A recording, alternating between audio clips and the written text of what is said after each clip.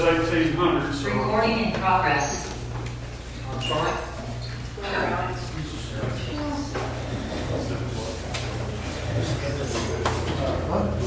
Time to start this music.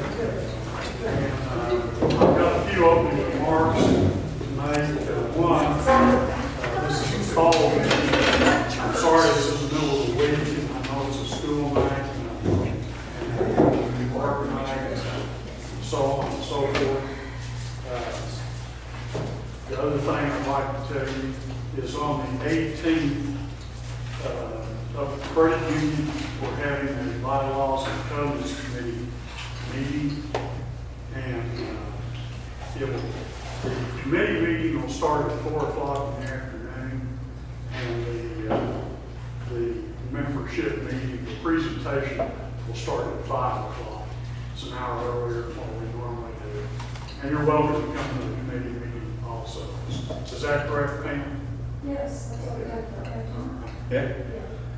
And then it'll be at the credit union. That'll be at the credit union on the 18th. I'm sorry. We're gonna provide some sort of refreshments. I hope you bring a lot of whiskey. I didn't even know about refreshments, so I just went. The snack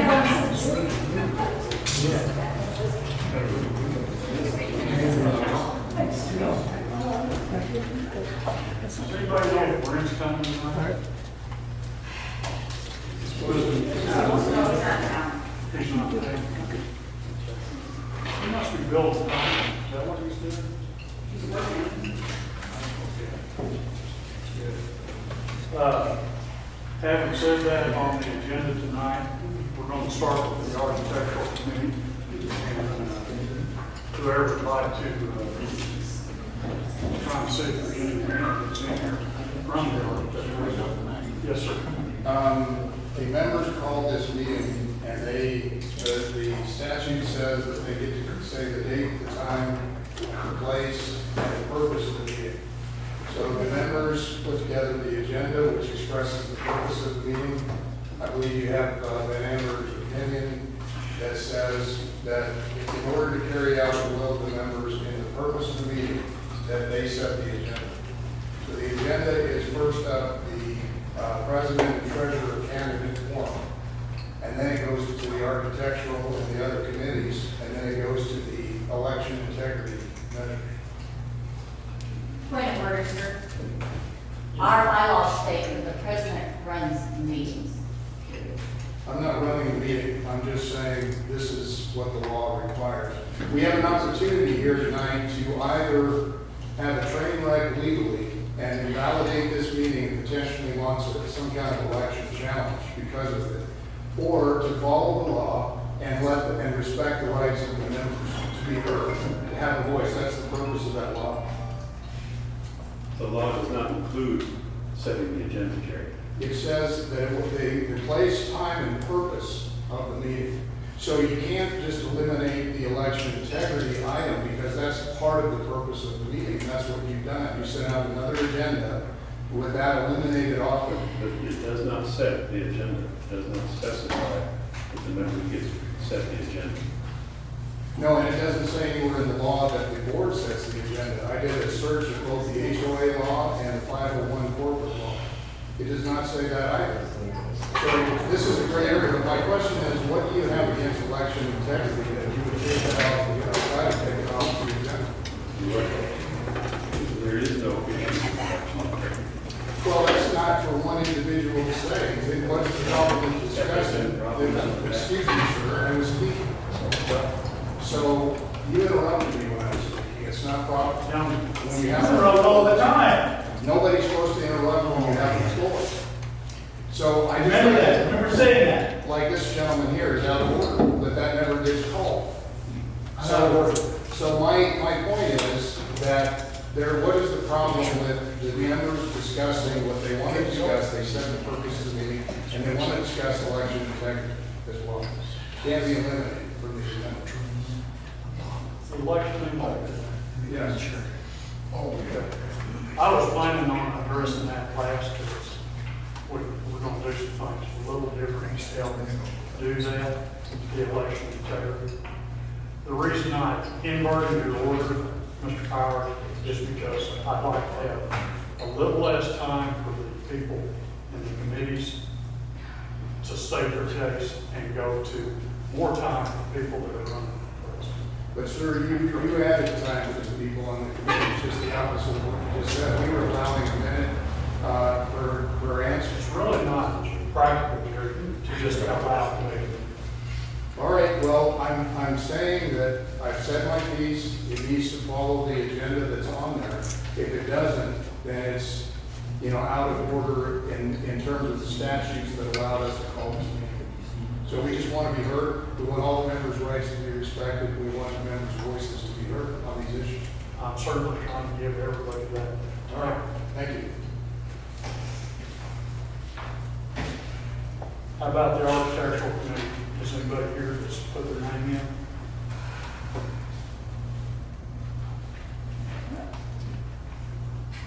Well, I don't see anybody there.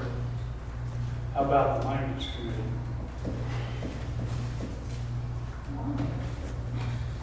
Ms. Ball, I know you have. Well, Would you like to speak? sure. Real briefly. So I've served on the maintenance committee just in this last year for the first Hey, time. ma'am, Yes. can you do me a favor? Sure. Step up here to the microphone. That way we can have clarity. Okay. Oh, there's a microphone there, I could be erased. Just have it. Yeah. Sorry. Okay, so I've served on the maintenance committee for the last year with two other people. And Brad Case was on it for 2 years, and he would like to not, he did not want to run this year because he's got a family, a lot going on. We put together a proposed plan for the roads, and we presented that. We've done some mowing. The other person that was on that committee was, help me out. Josh said. Thank you, Josh Sandoval. I just drew a blank. And he did our snow plowing for the roads. I think he did it 3 times.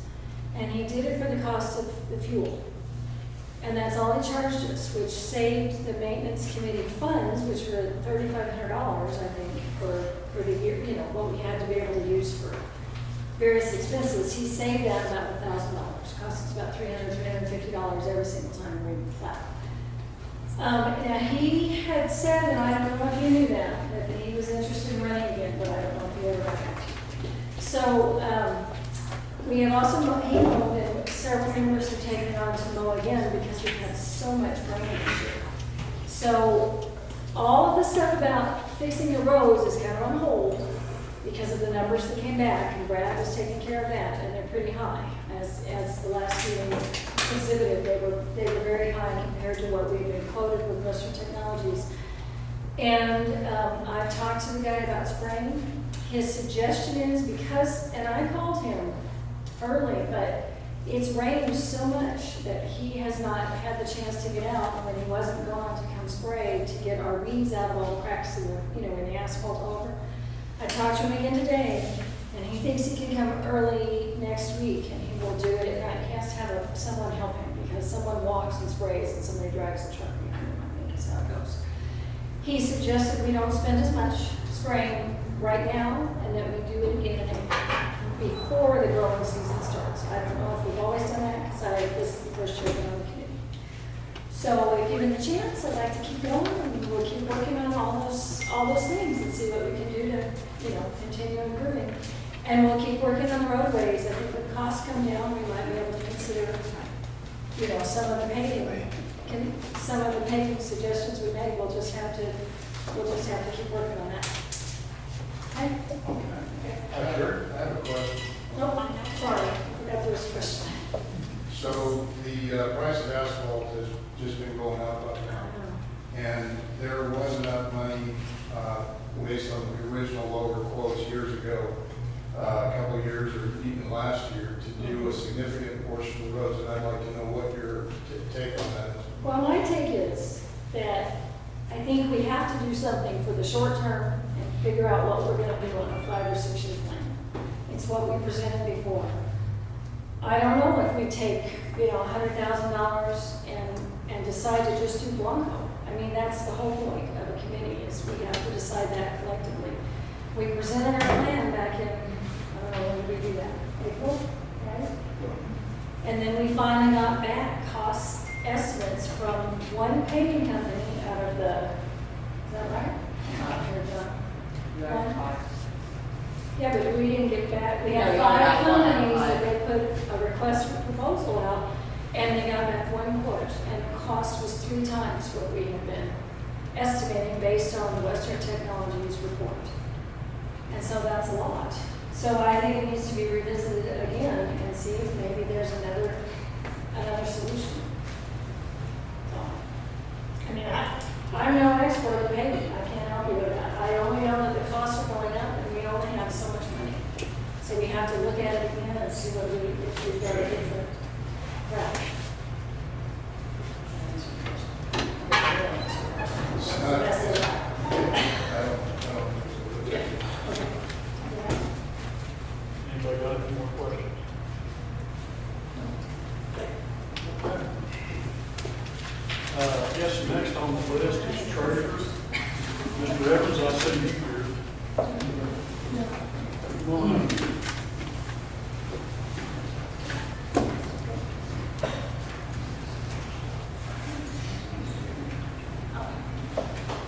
Well, good afternoon, guys. My name is Richard Evans. I'm running for treasurer. So, yeah, I live at 65 Block, and my wife from McAdoo with my little dog. We built a home in 204. Licensed in 4 states and have experience in running 2 mechanical contracting companies. My brother and I joined our father's business and then worked until 73 when he retired, and then we continued working until 88 when we closed the business. Then Elaine and I opened up 2 contracting companies, Evans Tri-County Mechanical, Tri-County Backfill. And our customers consisted of sewers. We had all the sewer stores in southern Michigan, Walmart, Trammell Crow, Ambertech, City Max, multiple Richard, school systems. would you raise the mic so we can hear you? Sure, dude. Just let me get my hands into it.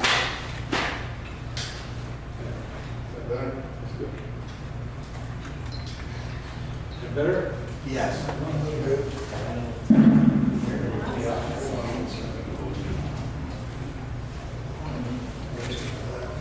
two, three. Okay. Thank you. Anyway, we continued that in 2018 when we retired and sold the business. And then I graduated from Western with an aeronautical BS in aeronautical engineering.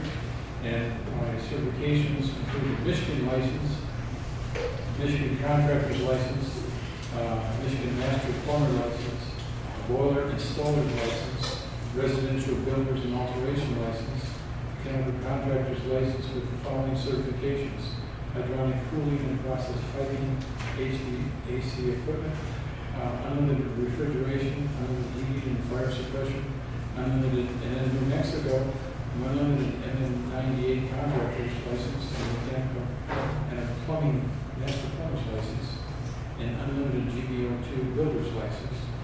In Texas, I've got a master's license. In Kentucky, I've got a master's license. And actually, we've been able to participate for 18 years due to work. But I wish to give back a little bit to the community and get involved. Anyway, kind of enjoy seeing new people, meeting new people, like it usually goes. Hold on, Mr. Evans. Anybody got any questions for him? This for treasurer? Pardon? More treasurer. Treasurer. Treasurer. Treasurer. Richard, I got a question for you. As you know, we've been switching over to QuickBooks. Well, that's another thing I didn't mention. Please. That's QuickBooks is what we started with our company in '88. And basically, when we started QuickBooks I think had just come out because it was brand new, and we ended up using both Microsoft and Apple. Good. So, Have you been using it on the online version? pardon? Have you been using QuickBooks online No, I version. had my own version. I never went on online. So you bought a copy of it? Yeah, we bought it. Yeah, Every time we did it. we that's just what bought we it. did too, yeah. Okay, all right. Any other questions? Go sit down, next group.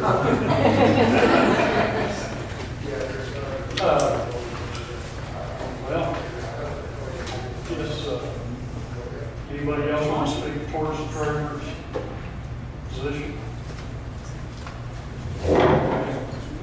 Mrs. Stannis, I know you had this involved review, and I took the liberty to put your name on the ballot. I hope you don't mind. But when she got up and made a statement, I gave her permission, I wrote a little. you wrote the letters. I wrote a letter.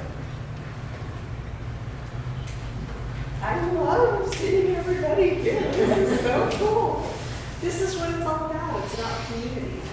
And I put my hat in the ring because I'm passionate about the community. We didn't buy an airport being non-aviation people just because. We've worked with our community, we've supported our community, and a lot by business in that we have fielded most of the calls end up coming to us about the community. And instead of saying, oh, we can't help you, we court them. I personally, when I was working the FBO, brought in at least 4 people. And Kelly's courting 3 of them right now. And it's not about this one and that one, it's about community. And so I chose to throw my hat in the ring because I feel like I've got some good skills to bring to the table. One, we've been in the community for 6 years now. We've participated in the HOA. I know how to listen. I'm the administrator of the Beehive now. I've been a nurse for 35 years. I know how to listen, and I know how to problem solve, and I value everybody. We can have our differences, but I still value you. And I feel like coming from those principles would allow me to be a good selection for president. Any questions? Are done? Okay. I didn't want to cut you off. Okay. Any questions? Okay, so considering that we're a charitable organization, what ideas do you have to further impact our community as this body? I feel like I know that we need to be doing some more community stuff. We've got some suggestions from the pilots about doing fly-ins and more community stuff. I would really like to get a social committee together, or at least throw the idea out, because it's not my decision to do, but throw the idea about doing a social committee so that we can work on ideas of how we can help the community and how we can help us as a community. That's the question. I feel like we need more of that. I'm going to throw in a plug for Cade because when the Air Race Classic came through our air park, hardly anybody came. But Cade brought pizzas for all the photographers from New York and from all over. Probably the only time the 99s will ever come through and land in Santa Fe. But she was really nice to the people. In fact, we had to do it a full day early because there was one of the planes was moving so fast that she came through to Santa Fe. But, you know, Kay made sure she was a real hostess for that. I appreciated that. We jumped in with both feet and have enjoyed it ever since. So considering that, I mean, if some people would consider that running an FBO and being president of the HOA could be a conflict of interest, how do you plan to deal with those people? I don't see it as a conflict of interest because one, they are 2 completely separate entities. 2, they have to have a relationship. And 3, in the 6 years that we have been part of the HOA, as well as owners of Sandia Air Park, we've never had a conflict in the HOA. We've worked together, and if something does come up, I will pull myself out. I think we need that symbiotic relationship. Well, and I know because of the boards I served on, that when the boards I served on spent 3 years trying to negotiate a working agreement that would be very helpful in the selling properties, and that's never been granted. And so the question I have is, looking at serving Socoa in this capacity, how do you justify that we don't have a working agreement with you at this point? From I think sending, we do have a working agreement, it's just kind of a gentleman's agreement. We are not out to sabotage Socoa, we're out to support Socoa and. and Thank you. Yeah. yes, and I Thank you. appreciate it. I Yeah. appreciate everything you've done, but I also know the 3 boards I served on where we were trying to have a written agreement because people who were calling in were asking, what written agreement do you have about the runway? We don't have one of those right now. We don't have one of those yet. So that to me says that you haven't totally put Socoa interest where it's been asked for over the past 5 years. So It's interesting. Well, one, I don't think that the rules of the other groups that you've been in don't apply to us. 2, I'm not talking about. we've never been approached.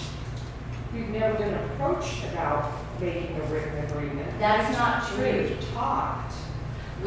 Karen? So, I'm sorry, but this is not true. We met with you formally 3 times. Yes, we met and we talked. We did not talk about putting it in writing. Yes, we did. So I'm just leaving it up. Well, obviously a difference of opinion, but you know what? Let's look at it again. There's always options. What's the working agreement for? What is for? If the big frustration of people moving in is that this runway has always got to stay a runway. And so they want some kind of documentation that we will guarantee that it will always be a runway. If I get in a car accident tomorrow, what's going to happen? So I can certainly see the desire for a written plan for the future of this runway. But at this point in time, it's been a gentleman's agreement, and Kelly and I have given our word and guaranteed that it will always be a runway. Does that make sense? Well, yeah, it's just in my opinion, you need the runway. Yeah. The neighborhood don't need it. The only Yes. one that can shut down the runway, it will be the neighborhood because Sir, you who run are the you? part. That's what makes sense. to What me. lot do you Hi, live Karen. Let me The ask you. runway is needed by the whole community. That's the whole reason for the existence of this area, this piece of runway. And that's what needs to be zoned. Hold on a second. Yes. What lot do you have? I don't know the number, but it's the one that used to belong to John the mechanic. I bought that one from him. Lot 1, Roman. Yes, I'm wrong. Oh, okay. Yes. He's in lot, this is 99. Well, and the reason why I say that is Well, because, welcome to the neighborhood. thank you, because when I moved to the neighborhood, it always seemed like the neighborhood doesn't have to have anything about flying. That was my first question to you when I met you. And I saw like as many people there poor, they live there and don't fly and have property. So I don't see why the airport part will risk losing business, not letting people use the runway. What I heard before is some people that live there, they don't even like the airplanes. I heard that, but I don't know if it's true or not. But at the end of the day, I don't know, it's to separate entity. You don't have to have agreement, you just have to be working together. Relationship, correct. John? Curious, what lot does he own? 99. 99. Oh, I thought. 99. Across from you, Across the street from you. I think It's it's lot it's one. either 11 or 99. It's the corner lot coming up Rainbow and Law. Used to belong to John Coopage. Yes, Yeah. I understand. daughter, it's I got me, you. you've been there with me. She did recognize it. Your place orders 162 from? From, you know, Ladies, prior to that question, Did John ask this question? Was that your only question, John? Yes. My That's my question, question. Who's running for you? you said, I'm trying to, Johnson. I'm trying to give everybody a chance to talk. Pardon. Go ahead. so my question is, I understand that you and Kelly have applied to put the runway into the perpetual maintenance program of the state. And my understanding is that in order to do that, it has to be dedicated to public use forever, right? Is that correct? Yes, I have to say I'm not as well versed in that because Kelly's been taking care of the majority of that, so specific questions I will direct to him. But yes, we are doing that as part of maintaining our community. So I would think that shows the intent to dedicate it to public use forever, and there's no way that the HOA would ever be deprived of it because it's public use from. Thank you. Hold on, Chris, you got it. I'm sorry, the sun's right in my eyes. You stuck your hand up. If you want to answer the why there's a little controversy, check the purchase agreement when Woodard sold to you folks. There's a right of perpetual use by the lot owners in that agreement, I'll bet you anything. That's where the precedent was set and your rights came to continue the use. So it's in that purchase agreement, I don't have a copy of it, but I'm sure the lawyers have really put that in there. But yeah, and our goal is to have a perpetual runway. Yes, please. Thank you. So, in line with the agreement business, we were looking at doing research up in Santa Fe about hangars on the commercial end, and came across an agreement, runway access agreement between you and Northside out there, Okay. on the other side of the runway, and this is a question for me. We're interested in agreement where you want to do something similar to that for the St. Paul side. We're certainly open to options. Pardon? We're certainly open to options. However, I'm going to defer that question to maybe later when we can talk about business of SAPI versus as me wanting to be president of Sapahoa. Again, they're two totally different entities. So, Well, so there's, so you do have a financial or some sort of agreement, interest in what's going on the north side, right? no. No?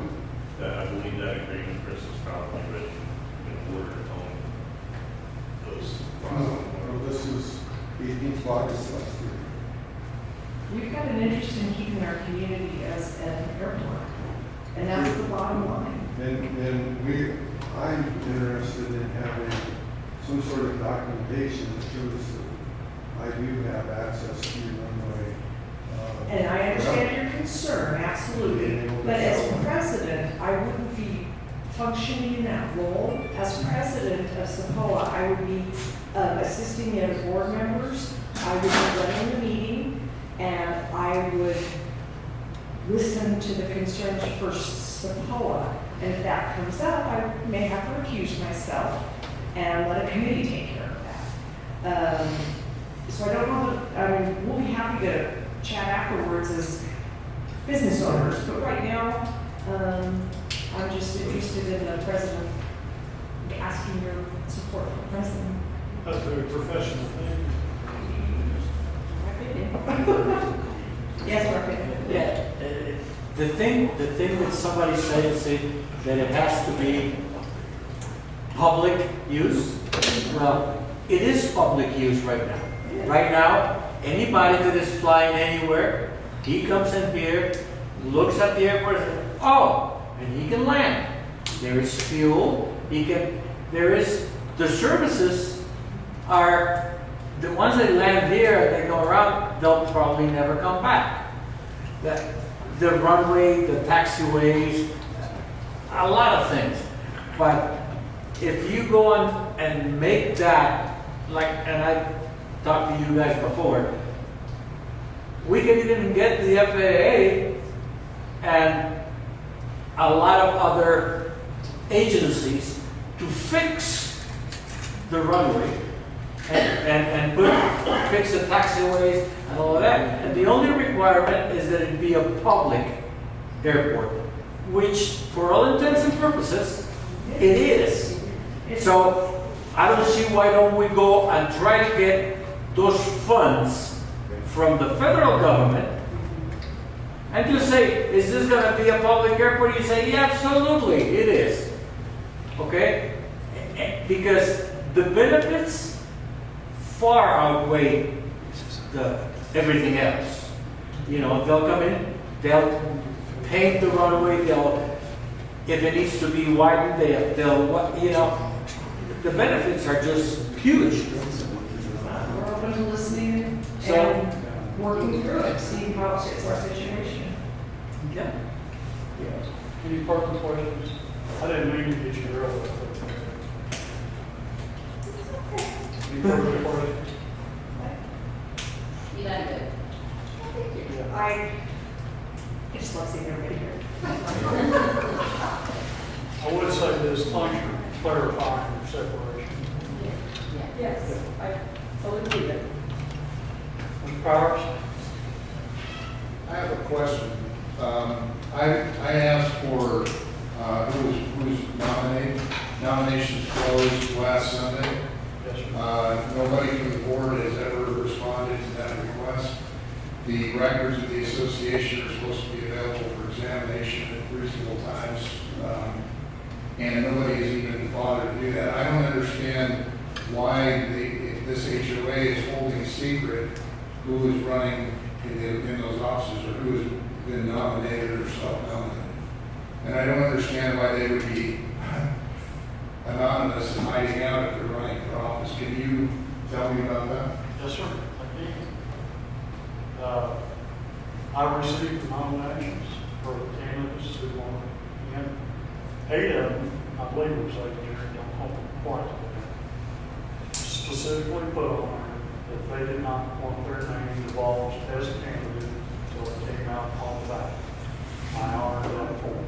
But you understand that once they give that form to the HOA, that's the property of the HOA membership, who has legal right under the statutes, which you all are violating by not letting us see them. No, I don't think we are. We have 10 working days to answer that. Well, that's the HOA Act, but the 501 Act says that you can examine them at any reasonable time. So that could have been Monday, Tuesday, could have been today. So I don't understand the secrecy of this association. You know, secrets are not healthy. And we've been looking for openness and transparency for this, and we just keep getting this secret stuff going. And why would anybody vote for somebody who's not even willing to tell you who they are when they're running and come here and discuss the issues as these people have? That's an honorable way to do it. How could they ask for your vote? Jerry, I can't argue that with you. Yeah. All right, thanks. Yes, sir. Well, my question was along the same lines. If we have other people that want to run for president, why aren't they here so we can ask them questions? Kay is honorably saying she wants to run for president, and she's answering the questions, some of them not very easily. And if we've got somebody else that's running for president, why aren't they standing up here talking to us? We want to know, we're the people who live here. Full disclosure, are we like, why are we hiding? What are we hiding? What are they hiding? I can't answer that. No, I've just been but you know who they are. I do. Uh-huh. Excuse me. Go ahead, Mr. Conley. Mr. President, you're telling us you were informed as to who's running and that they do not want to be, they don't want anybody to know they're running? Is that right? No, that's not right. They want their names withheld. Well, then why aren't they there? Where are they? I cannot answer that question. Okay, so they elected not to show us enough respect for people to come and answer questions. Is that this is what we have to draw away from, is that right? I can't answer that one way or the other, sir. I am not surprised. Thank you. Thank you. The president's been the fifth.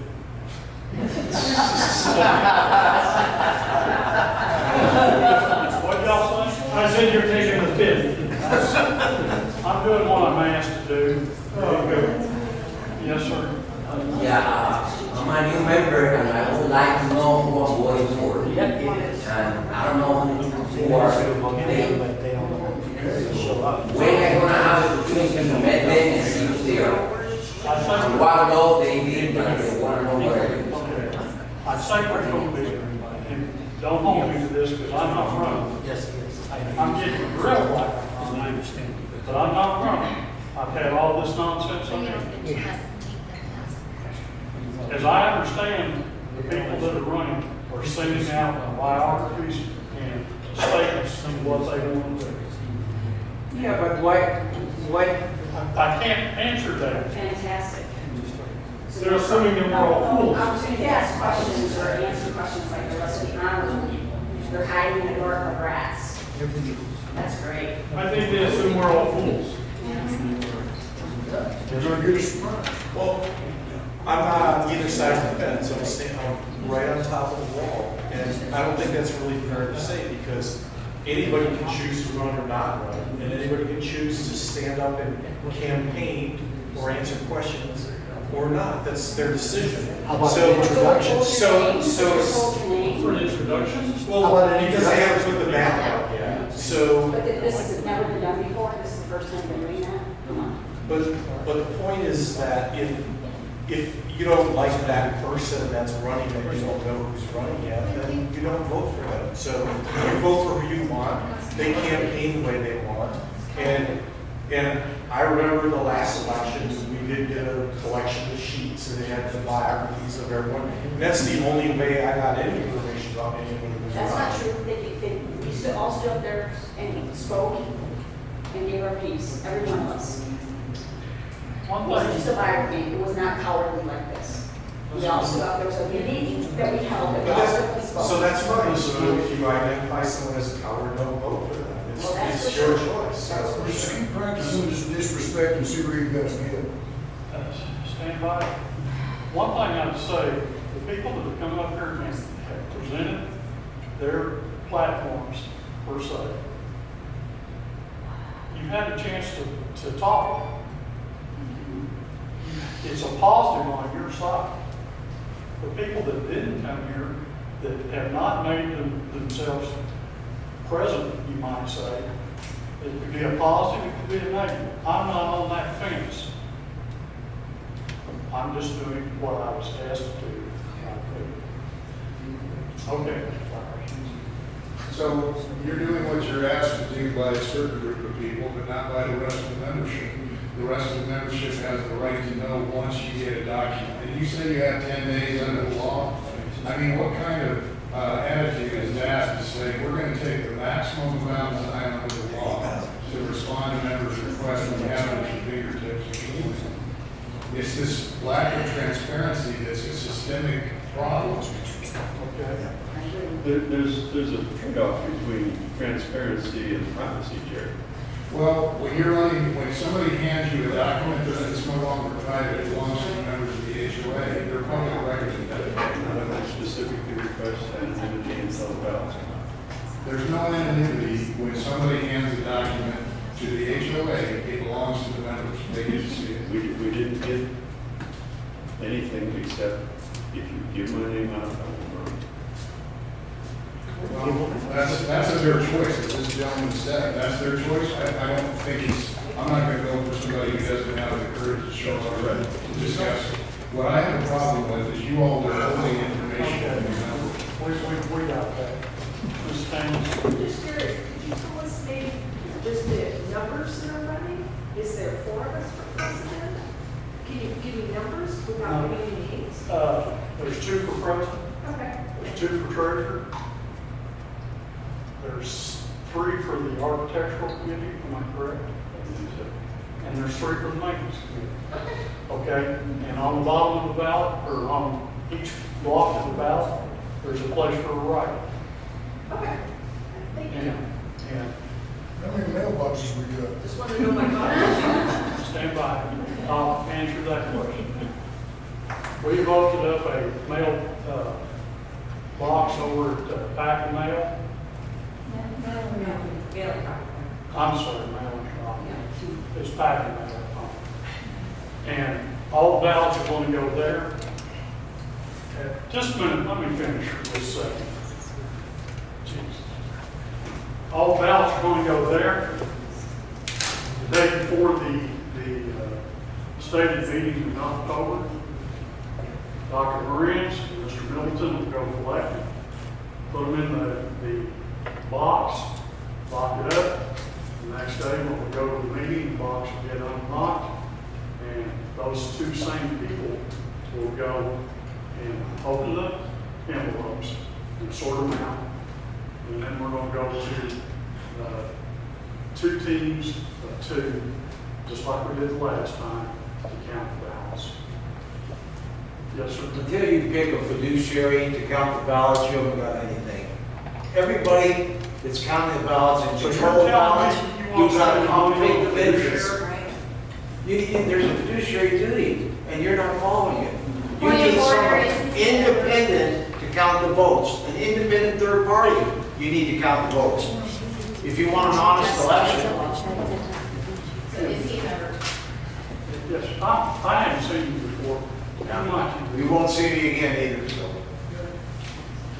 I'm gonna be nebulous like these people that won't give their names for the ballot. So you want to speak, you don't want to tell me who you are? Mike Conway is my name. Mike Conway? That's right. Okay. Which lot do you know Mr. Conway? I don't have a vested interest. in Which this lot property. do you own, Mr. Conway? None. Yes, he's not. So, Okay. you don't want to hear it from Please me? be quiet. That's fine. Please be quiet. What's that? Would you tell me again who's got the, According to the HOA law, lot owners may attend to speak in the period. I'm trying to be a gentleman about this. would you tell me again who's got the control of the keys to the mailbox? Are they going to be officers that can control the mailbox? The mailbox? On the ballots? It'll be, John There's one key to the mailbox. Okay, gotcha. I have asked them to hold mail until October 8th. Nobody's going Okay. to access the mailbox. Okay, I was curious. Ms. Ball.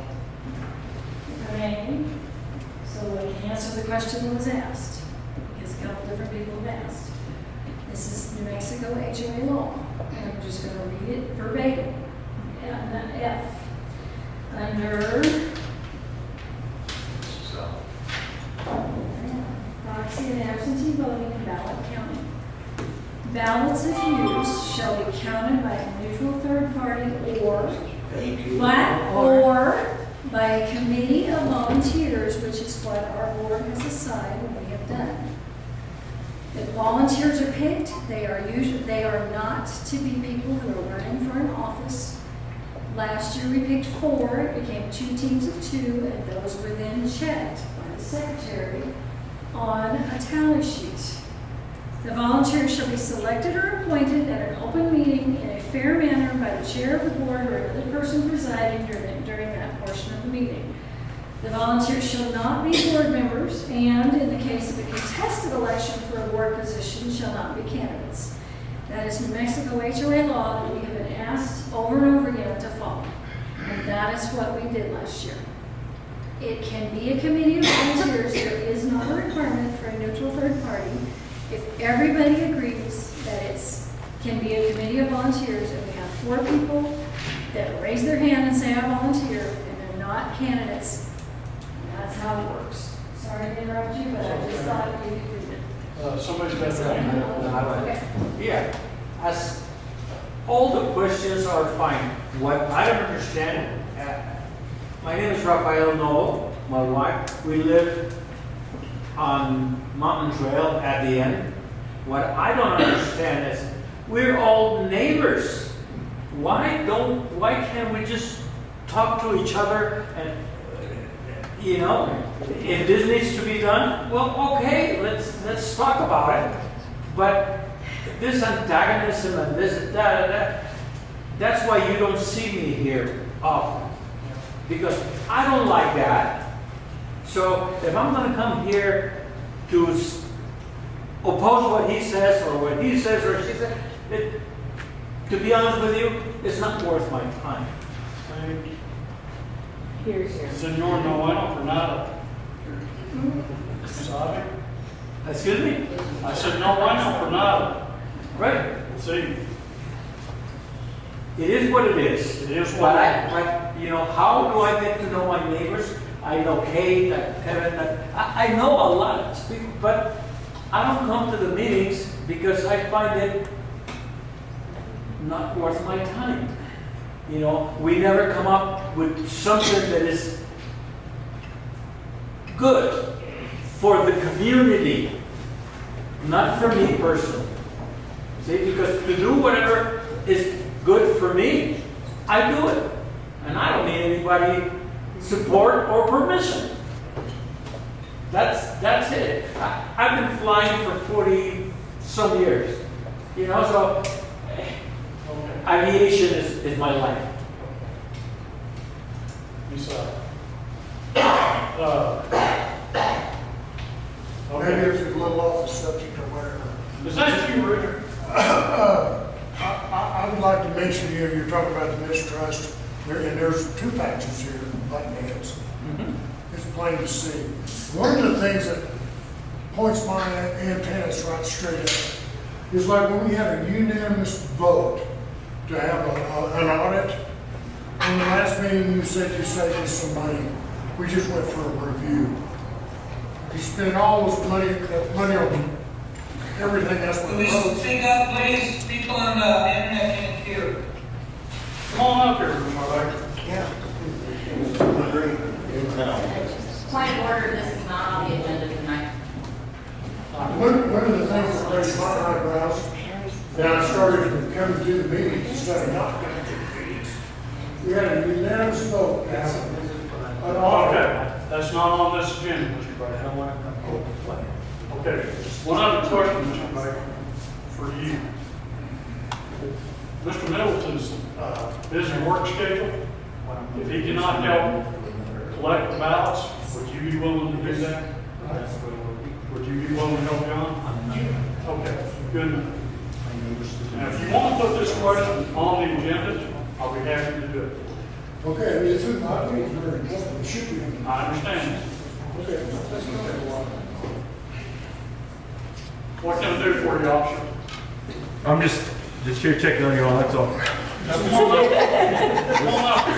I bet you're glad you're close to the police. No, I'm fine. I'm fine. Y'all continue your meeting. So I have forward to haul this. I'm not here to interrupt, just come here to see what's going on, that's all. Just be nosy. You back there with the camera. Come on up here.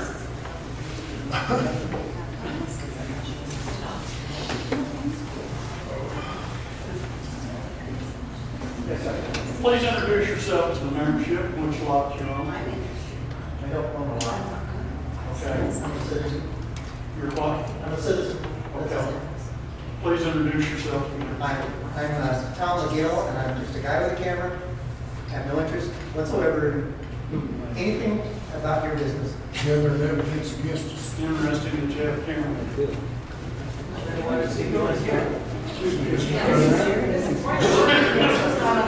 Raphael, this is why the antagonism. They call people out in a hostile way. This gentleman back here got treated very poorly. Now, there are people here that are interested in buying lots that are not members, but when they see this kind of behavior, which lot do you own? Like, shut up. That's right. You know what I mean? Shut it all down. And then Mr. McGill is recording this meeting because there's been so much hostility and antagonism about what happened at previous meetings. So we can review the video and make sure it happened. And he gets called out.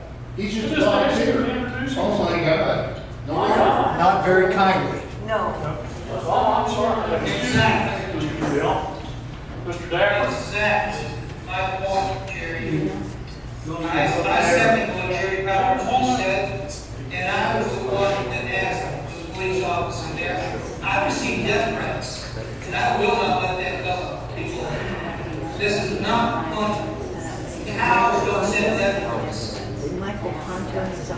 This is the type of intimidation, children, third grade. You're like, Okay. Yes. My name is, We're about through here. Go ahead, John. my name is John Bradford. I have a lot out there. Most of you know me. There's a lot of antagonism. And there's some justification for it. We've been here for several years. Now, I don't have anything against anybody that's here, anybody that's talking, but I think we ought to just calm down a little bit. And there's reasons for everything that's being done here. I think it's all being done legal as far as I know. And if you don't have, if you feel that someone is incorrect, then just ask politely and don't force things down everybody's throat. If they have justification like the way the rules have been read, we have done it this way for years. I've been here for approximately 20 years, and there have not been any complaints or anything like that. So, if you can really justify what is wrong, fine. But if you jump up here and say things are wrong, and they're not, and we're following the rules and the standards we have for years, I'm getting kind of tired of it, to be honest. And I apologize to anybody if there are a lot of things talking here now. But then we all need to calm down and take our time and minimize the discussion and stay to the standards that were set and not ramble on every time somebody else says something.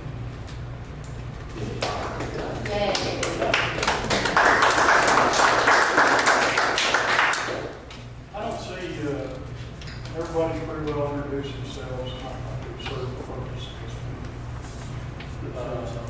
meeting. Without objection, I'd like to adjourn this. I have an objection because what's on the agenda was valid, an election integrity measures, discussion and action. So you've explained to us tonight, without any, this is the first time we've heard about it, what these procedures are going to be. I'd like to hear from the membership about whether they're happy with those measures or not. This is a member meeting called by the members. Please do. So I'd like to make a motion for discussion, and we can take a vote on this tonight, that we have a neutral third party, like the HOA attorney could do it, or a CPA could receive these ballots, bring it to a meeting, and have a neutral third party count these ballots. Because there's so much drama last year, and it took 7 hours. Recount. And with all this antagonism, nobody trusts that the outcomes are going to be fair. So a neutral third party would do it. So I'm making that motion. Right. Well, I have a statement to say about that. We elect people that are in the room that volunteer that aren't running, and so you have more than one person. It doesn't matter who. There's no one that disagrees at the time who's counting them. I agree we can come up with a better procedure to count them. Like, in other words, find out these are all the presidents, count them all. These are all the vice presidents. We did take a long time. Remember the last time, John, you and I were counting votes. I wasn't on that one. Somebody, I was not. it took, we thought it was gonna be easy, and it took longer than it was supposed to. So agreed that the different procedure, but to say then, to recommend that some outside attorney or more money that's gonna be spent on somebody else counting it is not what we need. That's mine, and I'm not sure where everybody else stands on spending more money to have somebody else count our votes. Mr. Dapper? Yeah, I'm sorry. In relation to the counting, ballots, we've done it one way. We've followed our rules over the years. John, please speak up. Jesus. Where you at, Mr. Walton? Okay. I'm sorry. We've been counting ballots like that for 20 years. We keep the ballots. They can be gone over. They can be recounted by anybody in the room, again, if they particularly choose to. There's no fraud involved. I don't understand all this harassment. against the procedure. Every time we come up with something, there is somebody who comes up and bitches about everything that's being done. Is there a real reason for not counting like we have and following our rules that we've used for 20 years? And the ballots are saved so they can be recounted and checked. And they're counted by more than one person, sometimes more than 2 or 3, if there's any question about it at the time. I think we're wasting our time. Just because you've done it for 20 years doesn't mean it's the right way. No, Last night, but- it was in 99. It was in 99. Wait a minute. After midnight. Wait a minute. What do you think, you got the best you got? I understand what you're saying. And if you want to come up here and talk, then that's fine. I'm just responding to that. But there was no fraud. The ballots were counted by several people, kept together, and kept them to be recounted at a later date. So I think we're wasting our time and wasting our money. And some people are trying to spend a lot of money all the time on doing stuff that's ridiculous. If anybody has a question about that, I'll be glad to answer.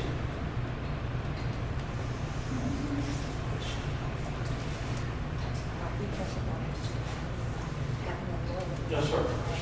I think one of the reasons it takes so long to count ballots is because all of the offices are on a sheet. And they have to be counted in a linear manner. Would it make it faster if each office was on a separate sheet? I kind of do that to you.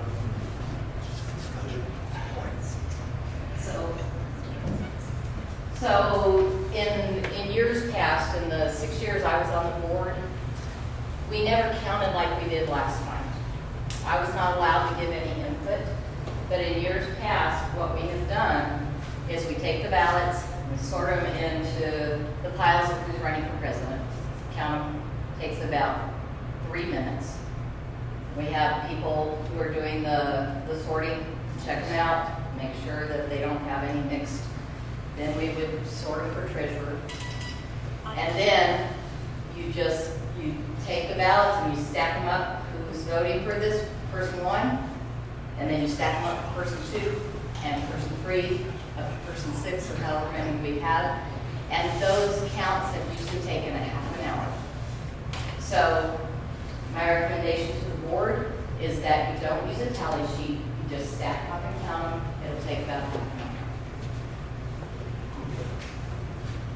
Or you still have to restack all the sheets. Yes, you do, yes. Yes, ma'am. I have a comment on this ballot. Just so you know, I'm probably the new kid on the block. I'm lot 63. So, Welcome.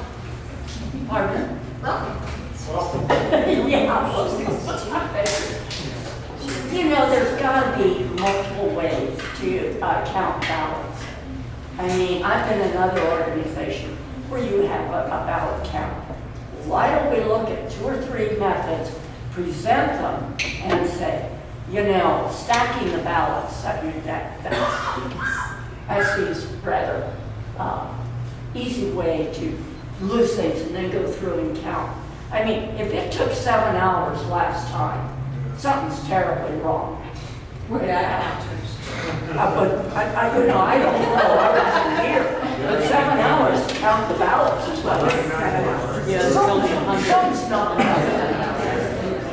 something's wrong in that part, they said. I mean, and I'm pretty neutral. I'll be a counter, but to do this and stack and stack and stack, that's an easy way to get everything mixed up. May we have your name, please? Joe Hillard, 63. So what is it, your name? Joe. Joe Miller. Hillard. Yeah, and I realized at the last, I sat there for 7 hours too. It took a long time. We've done the ballots a little different ways. I have one more question. Who has access to the ballot box at this place? Do I have? No, I said who? I have the key. I have asked them to hold it with nobody has access to it until me and Trent or me and Richard go get it on October 8th. And how do we know that no one else has access or no one has looked into the ballot box? How do we know it's secure? You can go talk to them. I don't know. Well, Mail and copies of it, they're very friendly. it's a business. Okay. It's functions Then that isn't like how a it was post done office. last year, though. It was done through the postal service last year, right? This is a business that does packages, but they also Oh, I've have been postal down there. mail. I got lost. Inside a closed, locked business that they own. Okay. Does that make sense? All right. Okay. Jerry, I really can't take a vote tonight. Why not? Well, one thing wasn't on the agenda. It is on the agenda, about election. It's on your agenda. So you're saying that our agenda is invalid? The meeting, the members that called this meeting, it's in the law that they can state the purpose of the meeting, and that's the purpose. And the other thing, we don't have a sign issue, You don't have a law. a lot signage. You know, it's worried about that, so. Well, we can make one up, I guess. Do the members want to take a vote on this tonight? I'd like to know. I have a question, Commissioner Powers, please. Could you please show us in the law where it says you have to send out an agenda? It doesn't say that. It says the members get to set the purpose of the meeting. The purpose of this meeting was the candidate forum and the election integrity action and discussion. And the nonprofit law and the HOA law and state that the board of directors is in charge of running the meeting. That includes the agenda. They just can't violate the law though by. There is no law about Excuse me, sending ma'am, out I the was agenda. speaking. No, I don't care. Finish my sentence. So the HOA law says that the members can determine the purpose of the meeting, and it has to be carried out. It's the duty of the board to do it. And actually, So the I'd HOA, like to ask, how many people here think we ought to vote on this tonight or go to the default measure? Actually, there's a motion on the floor that has to be dealt with. Right. So there's a motion on the floor, so we have to vote on it. Because there's a motion on the floor by And I'd like to say this, the reason I made this motion is I agree with most of what was said here tonight in terms of there's too much antagonism. And if you have something else to fight about, if you could take that off the table, even one item, we ought to do it. And if you have a neutral third party that receives the ballots, you don't have to wonder if somebody got into the ballot. One person has the key, you have to wonder if you got in there, if somebody lost the key, or if somebody took it and did something. So it goes to a neutral third party like the HOA attorney. And then they come to the meeting, deliver the ballots that night, and the HOA attorney and his staff, if he needs help, will count them. So it'll take the antagonism out and the fighting with a lot of this stuff. So that's why I made that motion. And I'd like to vote on it. Well, can we ask how much you propose that's gonna cost? Well, you know, we spent like $20,000 over the last few years. A lot of it was fighting the idea of giving up records to the members. It's ridiculous for a few $100s. What's it worth to have some? yeah, how much? How much, do you have an estimate, how much that? I wouldn't think it would take an attorney to receive the ballots and then come deliver them and count them, maybe a few hours. He's not gonna take 7 hours, I guarantee you. $100 an hour. No, No, $350. about $350 an hour. Well, there are attorneys who have it a lot less. Now, but you've been suggesting the HOA. Well, He's over CPA or anyway. yeah, the CPA. CPA. Yes, Jerry, Yeah. there's always a suggestion that we might want to possibly donate the time, give them a receipt for it. This is a 501c3. That's a good idea. Yeah, I'll just see that. Yes, sir, go ahead. There's no reason we can't, we have to do this ourselves. I'm sorry, Jerry. Go ahead. I guess I don't quite understand how I would vote for changing the voting process without knowing what I'm getting to, what the cost is. I mean, if it costs $1.95, that's one thing, but if it costs $1,095, that's a whole other thing.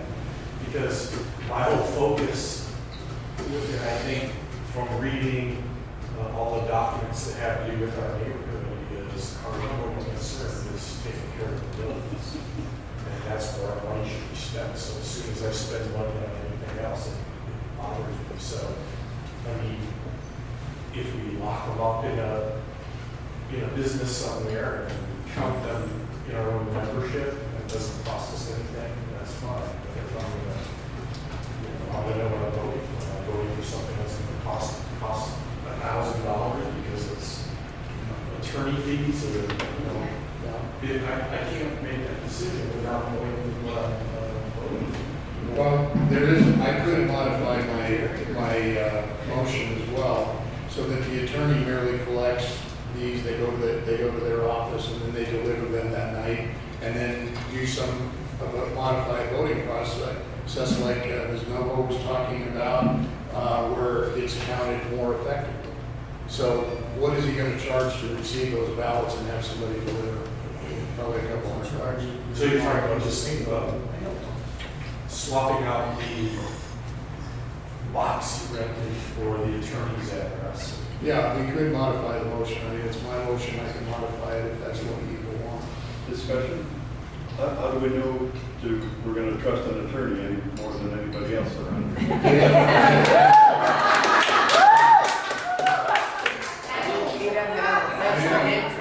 They have no interest in this, and they have ethical standards, they can lose their license. Erase their license. But so does a mailbox, I mean, that cost us what? $10. $10 versus $100, and $300. it's all mailed to them, like a post office, and they hang on to everything the day before. Who's got a calculator? Yeah. So I don't know why spend money that seems reasonable, I'm just asking, that seems unreasonable to just have them mailed there, hell, no one touches them. Right. No one picks them up, no one Well, takes them. a member has to have a key, and so there's no guarantee. $350 an hour, times 4, at a bare minimum, probably here 5 or 6. So because we have two people that are gonna go pick them up together, that they stay together, right? So there's no, everyone's worried about something's gonna happen to the ballot. It's never happened in the past. I just asked Kevin to run some numbers for us. So the SAPO attorney runs $350 an hour, and if you figure 3 to 4 hours, it would be $1,400. And just kind of a technical thing on the vote, if you're not comfortable with it, then you vote no. They charge for their staff about $75 an hour. It doesn't have to be the most experienced attorney in the firm to drive them up here. So they can charge $75 an hour for 4 hours. That would be $300. That'd be $300. Paralegals at our attorney's office were running 125, 150. We're not talking about paralegal, we're just talking about this. Mr. Baker? If you suggested the mails are held back to a certain date, and then John Lawrence or then the secretary or John Lawrence and Gail, we both went and picked the mail up together. I know, I've been knowing John for a while, his word's good with me. And if we both picked it up together, I don't see how anything can And happen. then where are you gonna take it? Well, the custody, it's, Custody of it is a big issue. yeah. But, so just when we pick it up, you document how many ballots show up, and you can't change from there, so. But where do you take it? Where do you Where do you take take it? it? One person can Take take it it, to Richard's house. another person can I don't know. take it as the law. No, it doesn't matter, as long as it's documented. What's in the mailbox? Directly to the meeting. Take it to the attorney's office. I trust the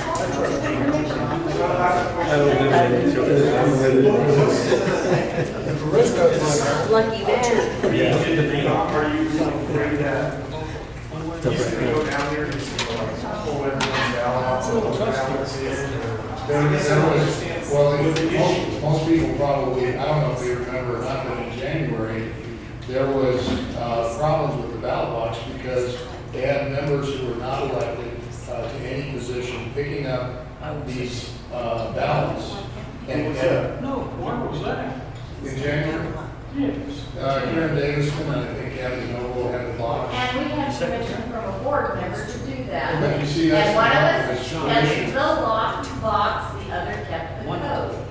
And the keys were locked in the lockbox. And Brett required that we tape it and we put our initials on that tape to verify that nothing would be unbroken or sealed. And we did everything that he asked. Understand? So you don't like that, so we won't, I mean, it won't happen again, but that's not a reason to pay somebody $1,500 approximately to collect ballots. Okay, let's run it right on at 1,500. So. You want to spend the money on it? That's the question. Do you want to spend the damn money? The question is it worth not having the antagonism? Is it worth neutrality, having a neutral party? Well, some people were not going to make that anyway. A lot of people are talking about Let's cut it off. We can pick a couple people right here. You can go, I'll go, a couple other people can go. We can pick it all up together, put it in a damn locked box with only a third or fourth person having the key to it, and do it. This is getting ridiculous. We've been doing it for years, and there's nothing wrong with it. I'm sorry. And there was no animosity prior to last year. None. You got your hand up. I do, the ballots come back sealed. If you want to ensure, our bylaws and governance review committee, we're having that meeting on September 8th. This particular question is in our suggested balloting, voting and balloting and counting procedures, best practices document. It's not something you add to the bylaws because then you're stuck. If you want to change it, you've got to now, adjust your bylaws, and that's not an easy process.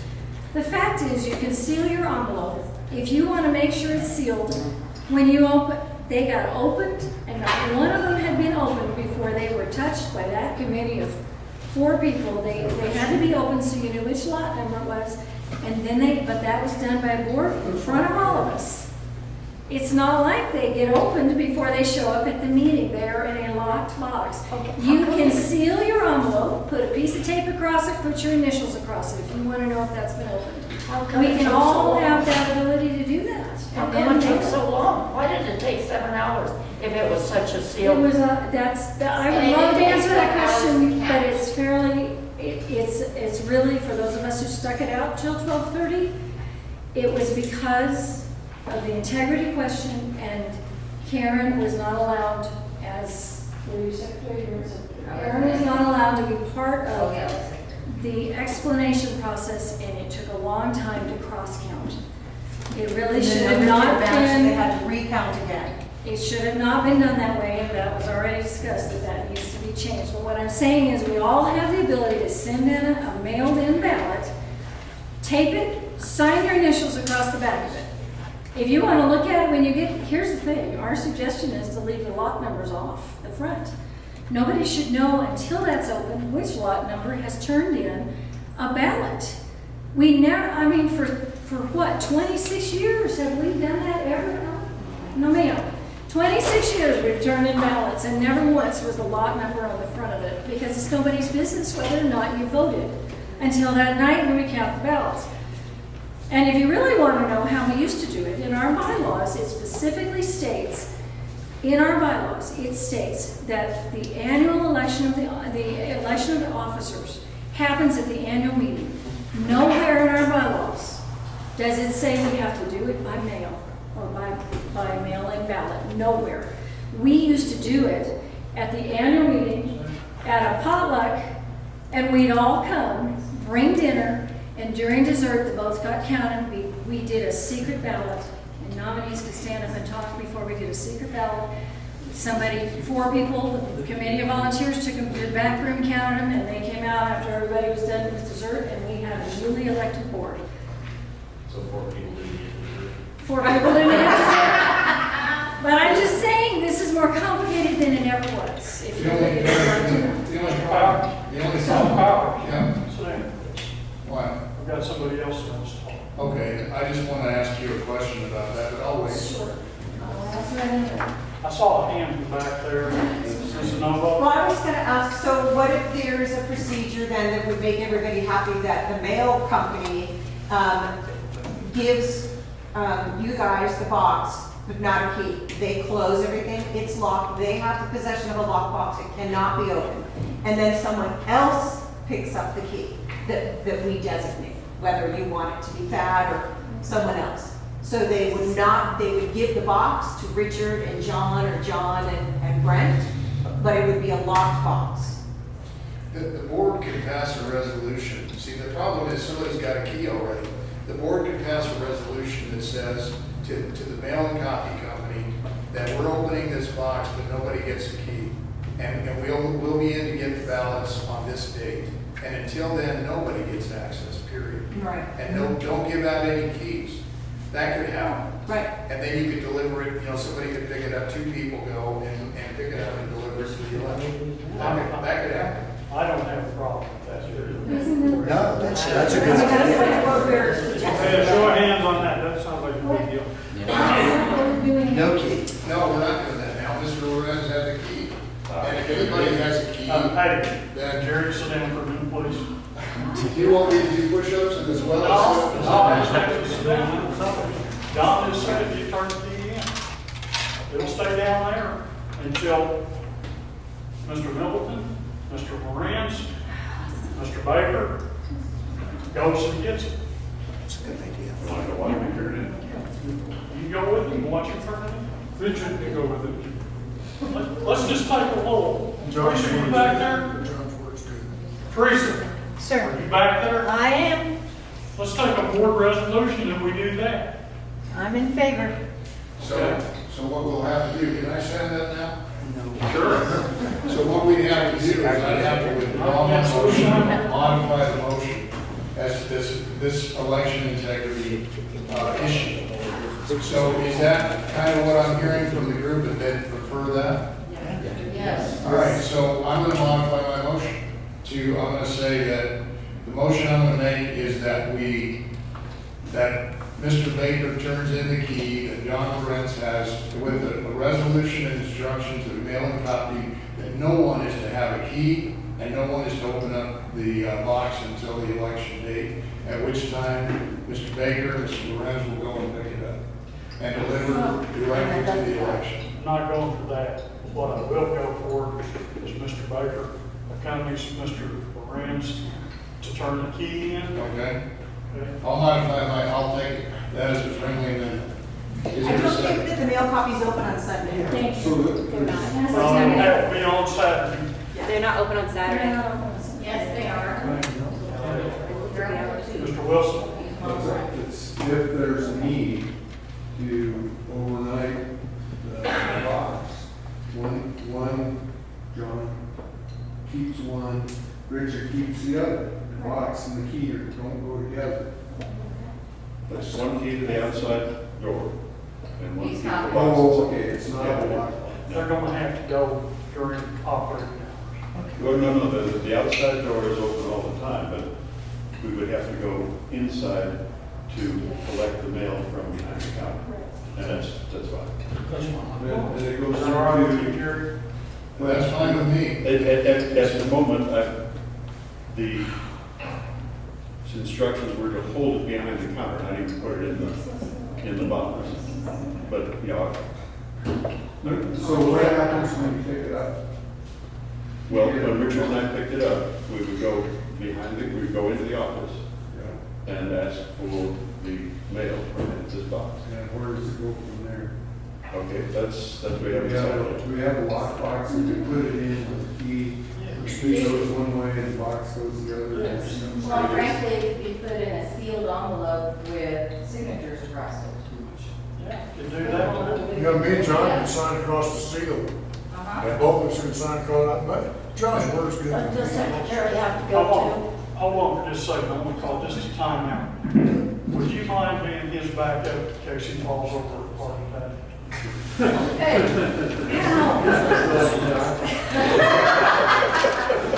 We need to agree. I'm talking to Mr. Oh, okay. Najee. Okay, got that answered. Okay, the 4 people that would be involved in this, yes, Mr. Baker, Mr. Middleton, Dr. Lorenz, Mr. Wilson. The 2 primaries are Mr. Middleton, Dr. Lorenz, The two backups are Mr. Baker, Mr. Wilson. So just to be clear, they'll go pick it up on the day of the election and deliver it? No, sir. Half a day. They have to pick it up the day before. Because the election's on Sunday. And everything will go, if we put it in an envelope and we seal it up, And who retains possession? Give it to Richard. give it to Richard, give it to Mr. Middleton. I don't care. I don't have a distrust for those gentlemen. Okay, so I'm gonna modify my motion accordingly. We don't need a motion. You need a We've got motion. consensus. We got the consensus. You can withdraw your motion. Withdraw. Withdraw. That's what we'll do. So will you take a resolution, then have a copy, and that's not to be open, or not to be picked up until that Saturday? Yes, sir. Okay, I'm gonna withdraw the motion. Thank you. Okay. I'd like to move for her. Second. Everybody happy? Yep. Let's get out of here.